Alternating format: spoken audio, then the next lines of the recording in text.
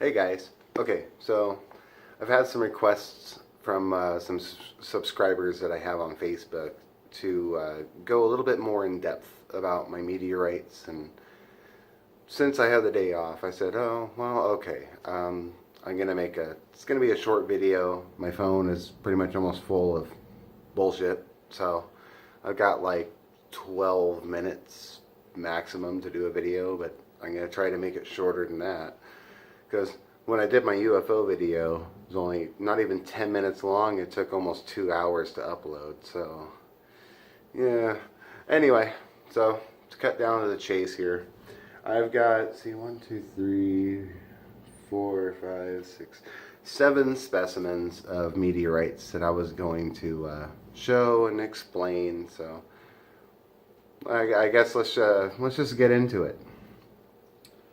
So this one here, I'm wearing gloves. Normally I like to have gloves on when I touch these, but I've got, well, see, unless I drop it, which is not a good thing, but it didn't break, so it's all good.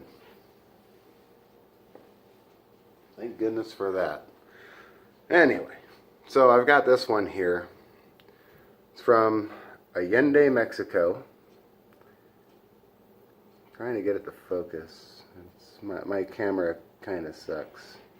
This is a carbonaceous chondrite, and it landed in Mexico in, let's see here. Yeah, it was February 8th, 1969. So this piece is getting very close to being 60 years old, or 50 years old. And the really cool story about this particular meteorite is that it was the first fall, observed fall, in fact, that proved that meteorites, when they hit the ground, they are not molten, they're not super hot. In fact, they're cold. They are very cold. When they go through the atmosphere, it strips off a couple of layers of the rock on the outside. But when it hits the ground, they're actually still like sub-zero. They're below freezing for sure. And this particular meteorite, I saw a much bigger piece. I just had that one little slice. But I saw a much bigger piece, something like this. And it had grass that had fused to it, but did not burn. So that was one of the things that proved that when meteorites hit the ground, they're not hot. Like I had a friend share a video on my Facebook a couple weeks ago, or a week or so ago, where this guy obviously faked it. There was this hole in the ground, it was smoldering and smoking, and he's like, oh, here's a meteorite. And yeah, no, it's fake. So anyway, off to another specimen here. This one, granted, I don't have very big pieces of it, but it is very famous. And it's this one right here. Try to show you. I got these two little pieces. This is from Peekskill, New York. A lady by the name of Michelle Knapp was at home on October 9th, 1992. And she heard a big crash outside of her house.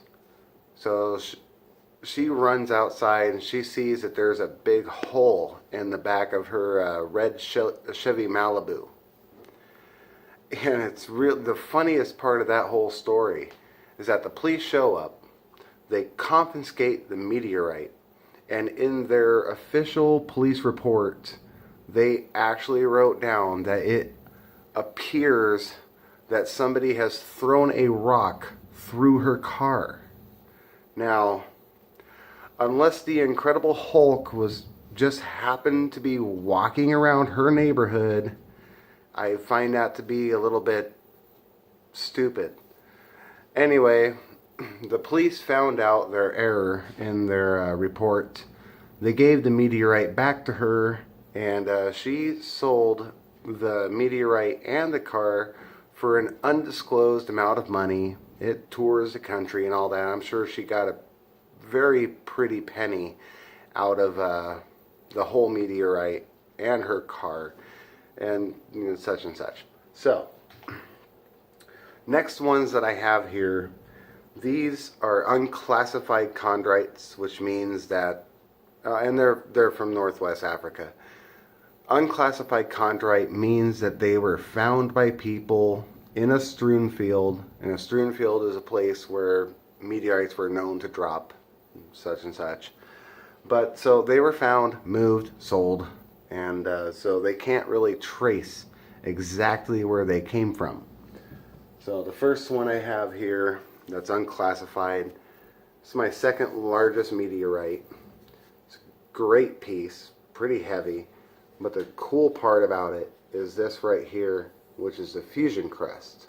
And this is the outside of the meteorite that had burned while it went through the atmosphere before it hit the ground. So that's this piece here. Like I said, I'm trying to make this video short, best I can. The second unclassified meteorite I have is my biggest, and this thing weighs quite a bit. Still unclassified, Northwest Africa chondrite. Almost dropped it. I honestly am a little bit more worried about my floor than I am the meteorite, although it can still break, and there's stress fractures all over this thing, so I would never want to break this. Like I said, it means a lot to me. Moving on to the next piece. This here is my largest iron meteorite. It's got this little natural hole in it.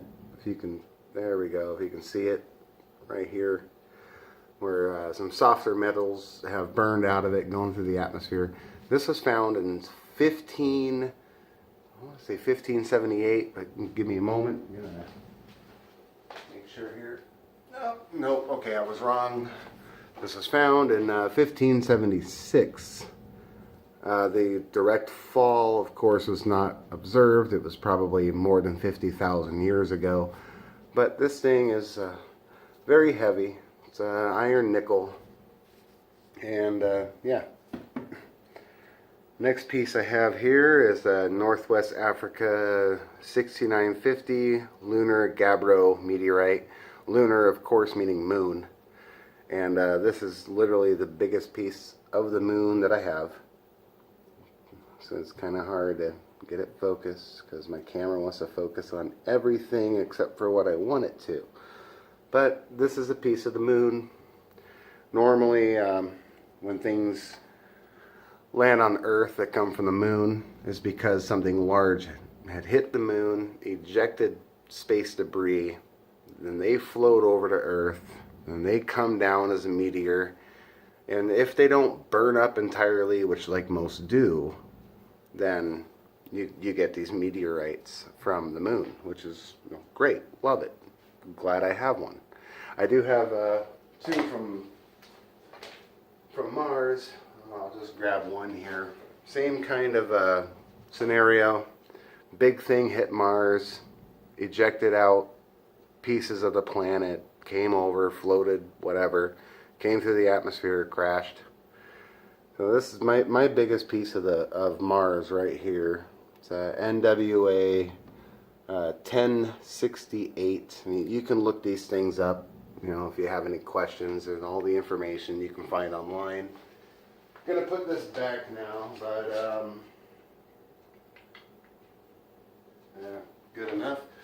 All right, now other thing is, one of the coolest meteorites that I own two pieces. The other one's really small, and it's just still sitting on my shelf here. But it's called a palisite, and here's a piece of palisite found in Brenham, Kansas, in the 1800s. In fact, the exact date, look here, found in there we go, 1882 is when this was found. And they found a lot of pieces of this. It's a mixture of iron, nickel, and olivine crystals. So you got some space crystals and, of course, space metal, which is, pretty cool. And it takes me on to my last piece here, which is my youngest meteorite.